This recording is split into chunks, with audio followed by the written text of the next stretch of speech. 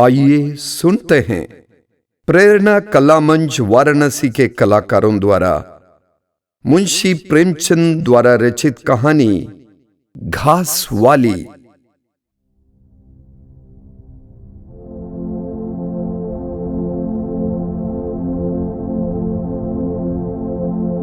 मुलिया हरी हरी घास का गट्ठा लेकर आई तो उसका गेहुआ रंग कुछ तमतमाया हुआ था और बड़ी बड़ी मद भरी आंखों में शंका समाई हुई थी। महावीर ने उसका तमतमाया हुआ चेहरा देखकर पूछा, क्या है मुलिया, आज कैसा जी है? मुलिया ने कुछ जवाब न दिया। उसकी आंखें डबडबा गई। महावीर ने समीप आकर पूछा, क्या हुआ है? बताती क्यों नहीं? किसी ने कुछ कहा है? अम्मा ने डांटा है? क्यों इतनी उदास है? मुलिया ने सिसक कर कहा, कुछ नहीं। हुआ क्या है? अच्छी तो हूँ। महावीर ने मुलिया को सिर से पांव तक देखकर कहा, चुपचाप रोएगी, बताएगी नहीं? मुलिया ने बात टाल कर कहा, कोई बात भी हो, क्या बताऊं? मुलिया इस उसर में गुलाब का फूल थी। गेहुआ रंग था, हिरन की सी आंखें, नीचे खिंचा हुआ चिबुक, कपोलों पर हल्की लालिमा, बड़ी बड़ी नुकीली पलकें, आंखों में एक विचित्र आर्द्रता जिसमें एक स्पष्ट वेदना, एक मूक व्यथा झलकती रहती थी। मालूम नहीं चमारों के इस घर में वह अप्सरा कहां से आ गई थी। क्या उसका कोमल फूल सा गात इस योग्य था कि सर पर घास की टोकरी रखकर बेचने जाती? उस गांव में भी ऐसे लोग मौजूद थे जो उसके तलवों के नीचे आंखें बिछाते थे, उसकी एक चितवन के लिए तरसते थे, जिनसे अगर वह एक शब्द भी बोलती तो निहाल हो जाते। लेकिन उसे आए साल भर से अधिक हो गया, किसी ने उसे युवकों की तरफ ताकते या बातें करते नहीं देखा। वह घास लिए निकलती तो ऐसा मालूम होता मानो उषा का प्रकाश सुनहरे आवरण में रंजित अपनी छटा बिखेरता जाता हो। कोई गजलें गाता, कोई छाती पर हाथ रखता, पर मुलिया नीची आंख किए अपनी राह चली जाती। लोग हैरान होकर कहते, इतना अभिमान? महावीर में ऐसे क्या सुरखाप के पर लगे हैं? ऐसा अच्छा जवान भी तो नहीं, न जाने यह कैसे उसके साथ रहती है। मगर आज ऐसी बात हो गई जो इस जाति की और युवतियों के लिए चाहे गुप्त संदेश होती, मुलिया के लिए हृदय का शूल थी। प्रभात का समय था। पवन आम की बौर की सुगंधि से मतवाला हो रहा है। आकाश पृथ्वी पर सोने की वर्षा कर रहा था। मुलिया सिर पर झौआ रखे घास छिलने चली तो उसका गेहुआ रंग प्रभात की सुनहरी किरणों से कुंदन की तरह दमक उठा। एकाएक युवक चैन सिंह सामने से आता हुआ दिखाई दिया। मुलिया ने चाहा कि कतरा कर निकल जाए, मगर चैन सिंह ने उसका हाथ पकड़ लिया और बोला, मुलिया, तुझे क्या मुझ पर जरा भी दया नहीं आती? मुलिया का वह फूल सा खिला हुआ चेहरा ज्वाला की तरह दहक उठा। वह जरा भी नहीं डरी, जरा भी न झिझकी। झौआ जमीन पर गिरा दिया और बोली, मुझे छोड़ दो, नहीं तो मैं चिल्लाती हूँ। चैन सिंह को आज जीवन में एक नया अनुभव हुआ। नीची जातों में रूप माधुर्य का इसके सिवा और काम ही क्या है कि वह ऊंची जाति वालों का खिलौना बने। ऐसे कितने ही मार्क उसने जीते थे, पर आज मुलिया के चेहरे का वह रंग, उसका वह क्रोध, वह अभिमान देखकर उसके छक्के छूट गए। उसने लज्जित होकर उसका हाथ छोड़ दिया। मुलिया बेग से आगे बढ़ गई। संघर्ष की गर्मी में चोट की व्यथा नहीं होती, पीछे से टीस होने लगती है।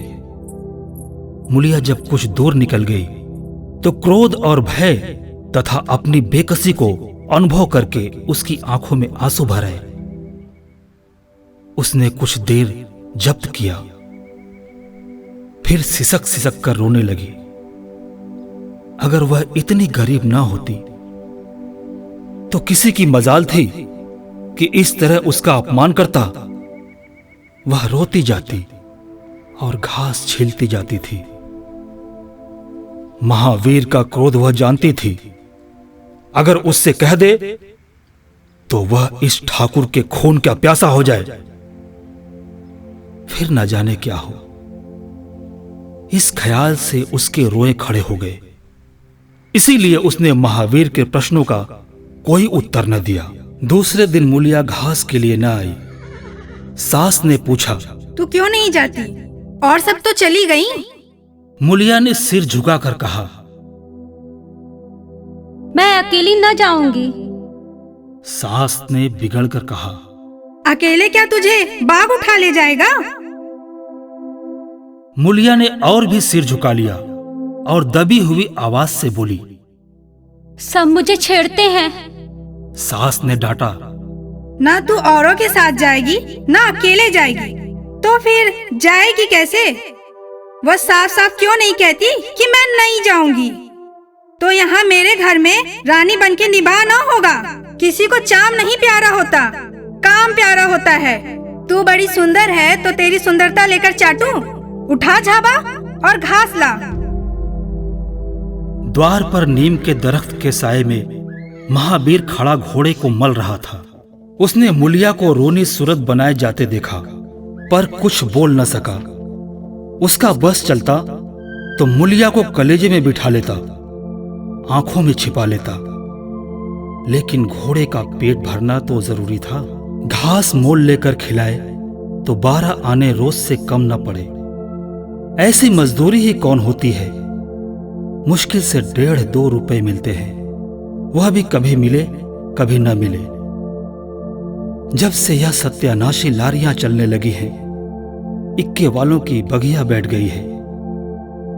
कोई सेंत भी नहीं पूछता। महाजन से 150 रुपए उधार लेकर इक्का और घोड़ा खरीदा था, मगर लारियों के आगे इक्के को कौन पूछता है? महाजन का सूद भी तो न पहुंच सकता था। मूल का कहना ही क्या। ऊपर मन से बोला, ना मन हो तो रहने दो, देखी जाएगी। इस दिलजोई से मुलिया निहाल हो गई। बोली, घोड़ा खाएगा क्या? आज उसने कल का रास्ता छोड़ दिया और खेतों की मेड़ों से होती हुई चली। बार बार सतर्क आंखों से इधर उधर ताकती जाती थी। दोनों तरफ ऊख के खेत खड़े थे। जरा भी खड़खड़ाहट होती उसका जी सन्न हो जाता। कहीं कोई ऊख में छिपा न बैठा हो। मगर कोई नई बात न हुई। ऊख के खेत निकल गए, आमों का बाग निकल गया, सींचे हुए खेत नजर आने लगे। दूर के कुएं पर पूर चल रहा था। खेतों की मेड़ों पर हरी हरी घास जमी हुई थी। मुलिया का जी ललचाया। यहां आध घंटे में जितनी घास छिल सकती है, सूखे मैदान में दोपहर तक न छिल सकेगी। यहां देखता ही कौन है? कोई चिल्लाएगा तो चली जाऊंगी।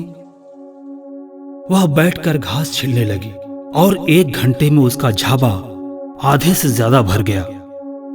वह अपने काम में इतनी तन्मय थी कि उसे चैन सिंह के आने की खबर ही न हुई। एकाएक उसने आहट पाकर सिर उठाया तो चैन सिंह को खड़ा देखा। मुलिया की छाती धक से हो गई। जी में आया भाग जाए, झाबा उलट दे और खाली झाबा लेकर चली जाए, पर चैन सिंह ने कई गज के फासले से ही रुक कर कहा, डर मत, डर मत, भगवान जानता है मैं तुझसे कुछ न बोलूंगा। जितनी घास चाहे छीन ले, मेरा ही खेत है। मूलिया के हाथ सुन्न हो गए। खुरपी हाथ में जम सी गई, घास नजर ही ना आती थी।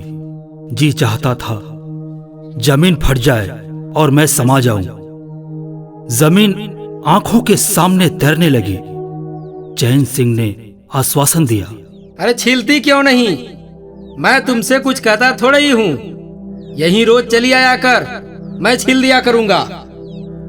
मूलिया चित्र लिखित से बैठी रही। चैन सिंह ने एक कदम आगे बढ़ाया और बोला, तू मुझसे इतना डरती क्यों है? क्या तू समझती है मैं आज भी तुझे सताने आया हूं? ईश्वर जानता है, कल भी तुझे सताने के लिए मैंने तेरा हाथ नहीं पकड़ा था।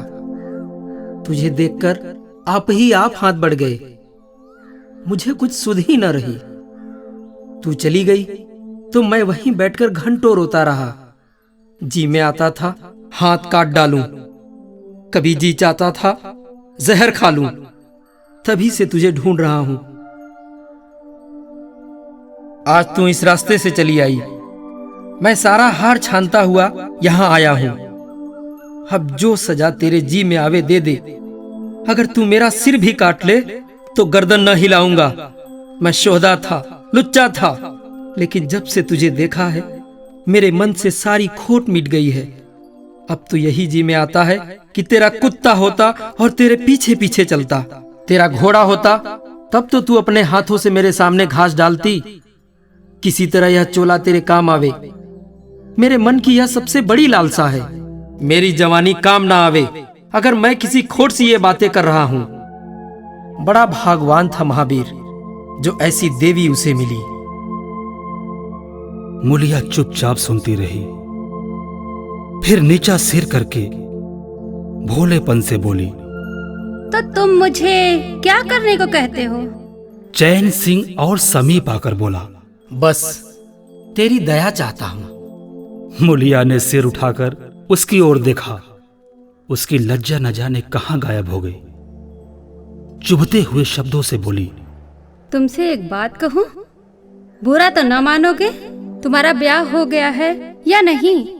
चैन सिंह ने दबी जबान से कहा, ब्याह तो हो गया, लेकिन ब्याह क्या है, खिलवाड़ है। मूलिया के होठों पर अवहेलना की मुस्कुराहट झलक पड़ी। बोली, फिर भी अगर मेरा आदमी तुम्हारी औरत से इसी तरह बातें करता तो तुम्हें कैसा लगता? तुम उसकी गर्दन काटने पे तैयार हो जाते कि नहीं?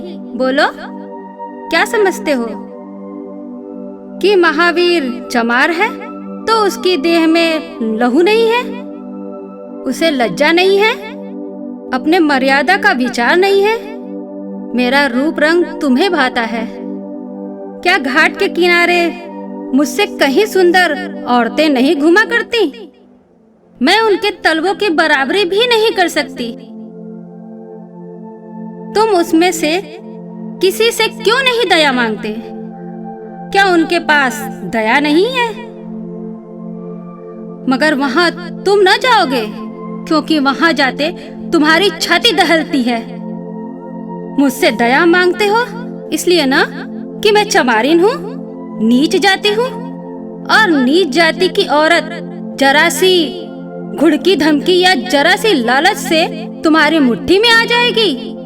कितना सस्ता सौदा है। ठाकुर हो ना, ऐसा सस्ता सौदा क्यों छोड़ने लगे? चैन सिंह लज्जित होकर बोला, मुला, यह बात नहीं, मैं सच कहता हूं। इसमें ऊंच नीच की बात नहीं है। सब आदमी बराबर है। मैं तो तेरे चरणों पर सिर रखने को तैयार हूँ। इसलिए ना कि जानते हो मैं कुछ नहीं कर सकती। जाकर किसी खतरानी के चरणों पर सिर रखो तो मालूम हो कि चरणों पर सिर रखने का क्या फल मिलता है। फिर यह सिर तुम्हारी गर्दन पर न रहेगा। चैन सिंह मारे शर्म के जमीन में गड़ा जाता था। उसका मुंह ऐसा सूख गया था मानो महीनों की बीमारी से उठा हो। मुंह से बात न निकलती थी। मूलिया इतनी वाक पटु है इसका उसे गुमान भी न था। मुलिया फिर बोली, मैं भी रोज बाजार जाती हूँ, बड़े बड़े घरों का हाल जानती हूँ। मुझे किसी बड़े घर का नाम बता दो जिसमें कोई साइस, कोई कोचवान, कोई कहार, कोई पंडा, कोई महाराज ना घुसा बैठा हो। यह सब बड़े घरों की लीला है, और वह औरतें जो कुछ करती है ठीक करती हैं। उनके घर वाले भी तो चमारिनों और कहारिनों पर जान देते फिरते हैं। लेना देना बराबर हो जाता है। बेचारे गरीब आदमियों के लिए यह बातें कहाँ। मेरे आदमी के लिए संसार में जो कुछ हूँ मैं हूँ। वह किसी दूसरी मेहरिया की ओर आंख उठा के भी नहीं देखता। संयोग की बात है कि मैं तनिक सुंदर हूँ, लेकिन मैं काली कलूटी भी होती तब भी वह मुझे इसी तरह रखता। इसका मुझे विश्वास है। मैं चमारिन होकर भी इतनी नीच नहीं हूँ कि विश्वास का बदला खोट से दूं। हाँ, वह अपने मन की करने लगे, मेरी छाती पर मूंग दलने लगे तो मैं भी उसकी छाती पर मूंग दलूंगी। तुम मेरे रूप ही के दीवाने हो ना। आज मुझे माता निकल जाए, कानी हो जाऊं तो मेरी ओर ताकोगे भी नहीं। बोलो, झूठ कहती हूँ? चैन सिंह इनकार न कर सका। मुलिया ने उसी गर्व से भरे हुए स्वर में कहा, लेकिन मेरी एक नहीं दोनों आंखें फूट जाए तब भी वह मुझे इसी तरह रखेगा। मुझे उठावेगा, बैठावेगा, खिलावेगा। तुम चाहते हो मैं ऐसे आदमी के साथ कपट करूं?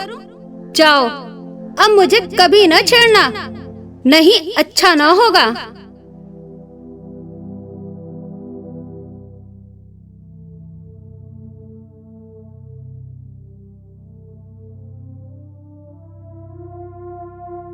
जवानी जोश है, बल है, दया है, साहस है, आत्मविश्वास है, गौरव है और सब कुछ जो जीवन को पवित्र, उज्जवल और पूर्ण बना देता है।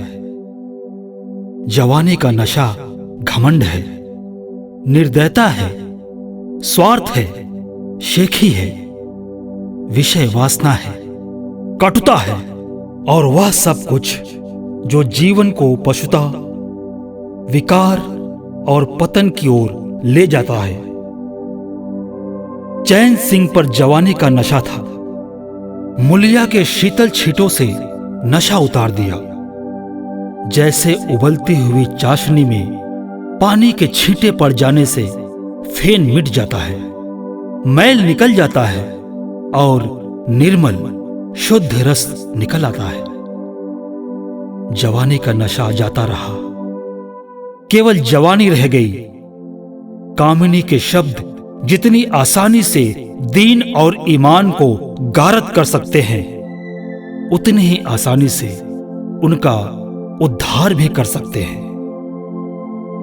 चैन सिंह उस दिन से दूसरा ही आदमी हो गया। गुस्सा उसकी नाक पर रहता था। बात बात पर मजदूरों को गालियां देना, डांटना और पीटना उसकी आदत थी। आसामी उससे थर थर कांपते थे। मजदूर उसे आते देखकर अपने काम में चुस्त हो जाते थे, पर जो ही उसने इधर पीठ फेरी और उन्होंने चिलम पीना शुरू किया, सब दिल में उससे जलते थे, उसे गालियां देते थे। मगर उस दिन से चैन सिंह इतना दयालु, इतना गंभीर, इतना सहनशील हो गया कि लोगों को आश्चर्य होता था। कई दिन गुजर गए। एक दिन संध्या समय चैन सिंह खेत देखने गया। पूर चल रहा था। उसने देखा कि एक जगह नाली टूट गई है और सारा पानी बहा चला जाता है। क्यारियों में पानी बिल्कुल नहीं पहुंचता, मगर क्यारी बनाने वाली बुढ़िया चुपचाप बैठी है। उसे इसकी जरा भी फिक्र नहीं है कि पानी क्यों नहीं आता। पहले यह दशा देखकर चैन सिंह आपे से बाहर हो जाता। उस औरत की उस दिन मजूरी काट लेता और पूर चलाने वालों को घुड़कियां जमाता, पर आज उसे क्रोध नहीं आया।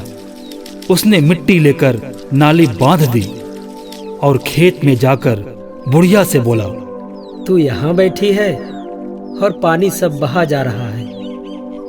अभी खुल गई होगी राजा, मैं अभी जाकर बंद किए देती हूँ। यह कहते हुए वह थर थर कांपने लगी। चैन सिंह ने उसकी दिलजोई करते हुए कहा, भाग मत, मैंने नाली बंद कर दी। बुढ़ऊ कई दिन से नहीं दिखाई दिए, कहीं काम पर जाते हैं कि नहीं? बुढ़िया गदगद होकर बोली, आजकल तो खाली ही बैठे हैं भैया, कहीं काम नहीं लगता। चैन सिंह ने नम्र भाव से कहा, तो हमारे यहाँ लगा दे, थोड़ा सा सन रखा है उसे काट दे। यह कहता हुआ वह कुएं की ओर चला गया। यहां 4 पुर चल रहे थे, पर इस वक्त 2 हकेवे बेर खाने गए थे। चैन सिंह को देखते ही मजदूरों के होश उड़ गए। ठाकुर ने पूछा, 2 आदमी कहां गए तो क्या जवाब देंगे? सब के सब डांटे जाएंगे। बेचारे दिल में सहमे जा रहे थे। चैन सिंह ने पूछा, वह दोनों कहां चले गए? किसी के मुंह से आवाज न निकली। सहसा सामने से दोनों मजूर धोती के एक कोने में बेर भरे आते दिखाई दिए। खुश खुश बात करते चले आ रहे थे। चैन सिंह पर निगाह पड़ी तो दोनों के प्राण सूख गए। पांव मन भर के हो गए। अब न आते बनता है न जाते। दोनों समझ गए कि आज डांट पड़ी, शायद मजूरी भी कट जाए। चाल धीमी पड़ गई। इतने में चैन सिंह ने पुकारा, बढ़ाओ बढ़ाओ, कैसे बेर हैं? लाओ जरा मुझे भी दो, मेरे ही पेड़ के हैं ना। दोनों और भी सहम उठे। आज ठाकुर जीता न छोड़ेगा। कैसा मिठा मिठा कर बोल रहा है, उतनी ही भिगो भिगो कर लगाएगा। बेचारे और भी सिकुड़ गए। चैन सिंह ने फिर कहा, जल्दी से आओ जी, पक्की पक्की सब मैं ले लूंगा। जरा एक आदमी लपक कर घर से थोड़ा नमक तो ले लो। तुम भी दोनों आ जाओ। उस पेड़ के बेर मीठे होते हैं, बेर खा लें, काम तो करना ही है। अब दोनों भगोड़ों को कुछ ढारस हुआ। सभी ने आकर सब बेर चैन सिंह के आगे डाल दिए और पक्के पक्के छांटकर उसे देने लगे। एक आदमी नमक लाने दौड़ा। आधे घंटे तक चारों पुर बंद रहे। जब सब बेर उड़ गए और ठाकुर चलने लगे तो दोनों अपराधियों ने हाथ जोड़कर कहा, भैया जी, आज जान बख्शी हो जाए, बड़ी भूख लगी थी, नहीं तो कभी न जाते। चैन सिंह ने नम्रता से कहा, तो इसमें बुराई क्या हुई? मैंने भी तो बेर खाए, 1 आध घंटे का हरज हुआ, यही ना? तुम चाहोगे तो घंटे भर का काम आध घंटे में कर दोगे, न चाहोगे तो दिन भर में घंटे भर का काम भी ना होगा। चैन सिंह चला गया तो चारों बातें करने लगे। एक ने कहा, मालिक इस तरह रहे तो काम करने में जी लगता है, या नहीं कि हरदम छाती पर सवार। मैंने तो समझा आज कच्चा ही खा जाएंगे। कई दिन से देखता हूँ मिजाज नरम हो गया है। सांझ को पूरी मजूरी मिले तो कहना। तुम तो हो गोबर गदेश, आदमी का रुख नहीं पहचानते। अब खूब दिल लगाकर काम करेंगे। और क्या, जब उन्होंने हमारे ऊपर छोड़ दिया तो हमारा भी धर्म है कि कोई कसर न छोड़े। मुझे तो भैया ठाकुर पर अब भी विश्वास नहीं आता। एक दिन चैन सिंह को किसी काम से कचहरी जाना था। 5 मील का सफर था। यूं तो वह बराबर अपने घोड़े पर जाया करता था, पर आज धूप बड़ी तेज हो रही थी। सोचा इक्के पर चला चलूं।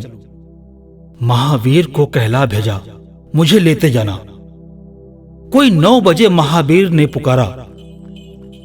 चैन सिंह तैयार बैठा था, चटपट इक्के पर बैठ गया, मगर घोड़ा इतना दुबला हो रहा था, इक्के की गद्दी इतनी मैली और फटी हुई, सारा सामान इतना रद्दी कि चैन सिंह को उस पर बैठते शर्म आई।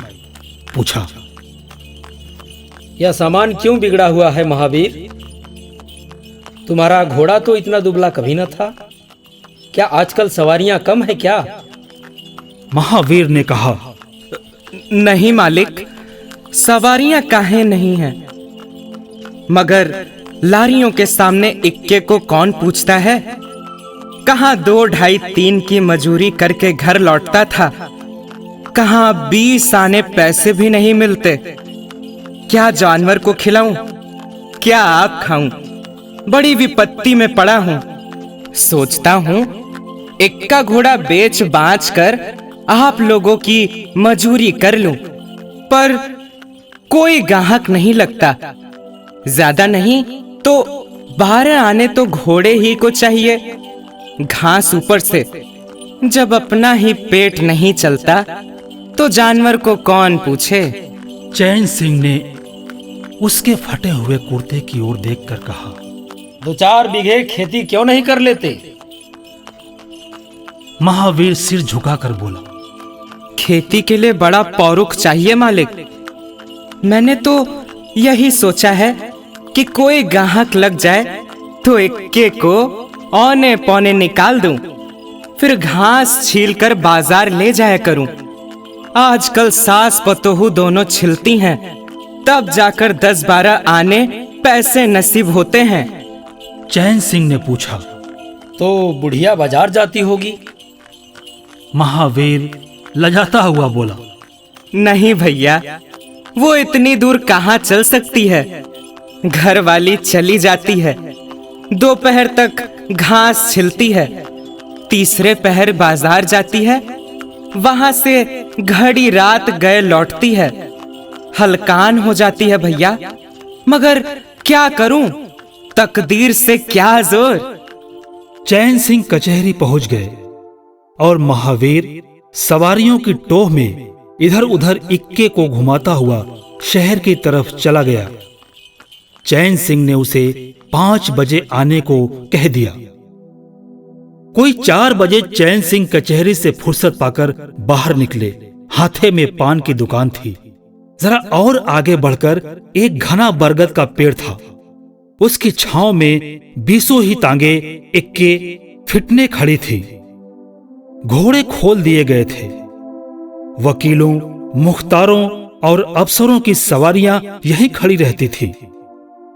चैन सिंह ने पानी पिया, पान खाया और सोचने लगा, कोई लारी मिल जाए तो जरा शहर चला जाऊं, कि उसकी निगाह एक घास वाली पर पड़ गई।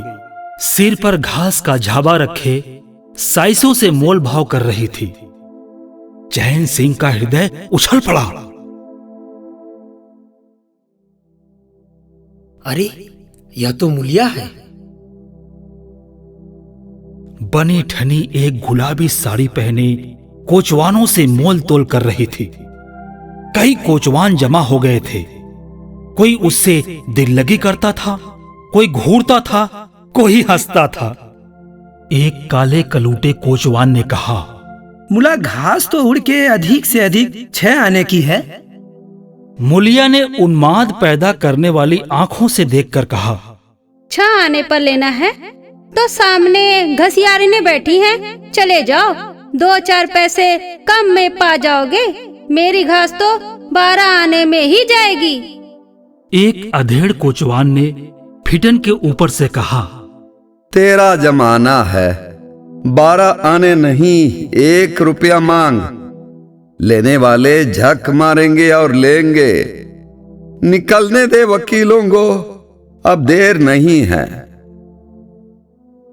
एक तांगे वाले ने, जो गुलाबी पगड़ी बांधे हुए था, बोला, बुढ़ऊ के मुंह में पानी भर आया। अब मुलिया काहे को किसी की ओर देखेगी।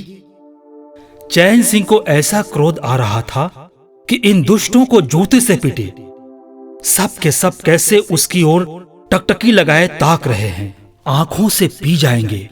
और मुलिया भी यहाँ कितनी खुश है, न लजाती है, न झिझकती है, न दबती है। कैसा मुस्कुरा मुस्कुरा कर, रसीली आंखों से देख देख कर, सिर का आंचल खिसका खिसका कर, मुंह मोड़ मोड़ कर बातें कर रही है। वही मुलिया जो शेरनी की तरह तड़प उठी थी। इतने में 4 बजे अमले और वकीलों मुख्तारों का एक मेला सा निकल पड़ा। अमले लारियों पर दौड़े, वकील मुख्तार इन सवारियों की ओर चले। कोचवानों ने भी चटपट घोड़े जोते। कई महाशयों ने मुलिया को रसिक नेत्रों से देखा और अपनी अपनी गाड़ियों पर जा बैठे। एकाएक मुलिया घास का झाबा लिए उस फिटन के पीछे दौड़ी। फिटन में एक अंग्रेजी फैशन के जवान वकील साहब बैठे थे। उन्होंने पावदान के पास घास रखवा ली, जेब से कुछ निकालकर मुलिया को दिया। मुलिया मुस्कुराई। दोनों में कुछ बातें भी हुई जो चैन सिंह न सुन सके। एक क्षण में मुलिया प्रसन्न मुख घर की ओर चली। चैन सिंह पान वाले की दुकान पर विस्मृति की दशा में खड़ा रहा। पान वाले ने दुकान बढ़ाई, कपड़े पहने और केबिन का द्वार बंद करके नीचे उतरा तो चैन सिंह की समाधि टूटी। पूछा, क्या दुकान बंद कर दी? पान वाले ने सहानुभूति दिखाकर कहा, इसकी दवा करो ठाकुर साहब, यह बीमारी अच्छी नहीं है। चैन सिंह ने चकित होकर पूछा, कैसी बीमारी? पान वाला बोला, कैसी बीमारी? आधे घंटे से यहां खड़े हो जैसे कोई मुर्दा खड़ा हो। सारी कचहरी खाली हो गई है, सब दुकानें बंद हो गई। मेहतर तक झाड़ू लगाकर चल दिए। तुम्हें कुछ खबर हुई? यह बुरी बीमारी है, जल्दी दवा कर डालो। चैन सिंह ने छड़ी संभाली और फाटक की ओर चला कि महावीर का इक्का सामने आता दिखाई दिया। कुछ दूर इक्का निकल गया तो चैन सिंह ने पूछा, आज कितने पैसे कमाए महावीर? महावीर ने हंसकर कहा, आज तो मालिक दिन भर खड़ा ही रह गया, किसी ने बेगार में भी न पकड़ा, ऊपर से 4 पैसों की बीड़ियां पी गया। चैन सिंह ने कुछ देर के बाद कहा, मेरी एक सलाह है, तुम मुझसे 1 रुपया रोज ले लिया करो। बस जब मैं बुलाऊं तो इक्का लेकर चले आया करो, तब तो तुम्हारी घरवाली को घास लेकर बाजार न आना पड़ेगा। बोलो, मंजूर है? महावीर ने सजल आंखों से देखकर कहा, मालिक आप ही का तो खाता हूँ, आपकी प्रजा हूँ, जब मर्जी हो पकड़ मंगवाइए, आपसे रुपए। चैन सिंह ने बात काट कर कहा, नहीं, मैं तुमसे बेगार नहीं लेना चाहता। तुम मुझसे 1 रुपया रोज ले जाया करो। घास लेकर घरवाली को बाजार मत भेजा करो, तुम्हारी आबरू मेरी आबरू है। और भी रुपए पैसे का जब काम लगे बेखटके चले आया करो। हाँ देखो, मुलिया से इस बात की भूल कर भी चर्चा न करना, क्या फायदा। कई दिनों के बाद संध्या समय मुलिया चैन सिंह से मिली। चैन सिंह आसामियों से मालगुजारी वसूल करके घर की ओर लपका जा रहा था कि उसी जगह जहां उसने मुलिया की बाह पकड़ी थी, मुलिया की आवाज कानों में आई। उसने ठिठक कर पीछे देखा तो मुलिया दौड़ी आ रही थी। बोला, क्या है मुला, क्यों दौड़ती हो? मैं तो खड़ा हूं। मुलिया ने हाँफते हुए कहा, कई दिनों से तुमसे मिलना चाहती थी, आज तुम्हें आते देखा तो दौड़ी। अब मैं घास बेचने नहीं जाती।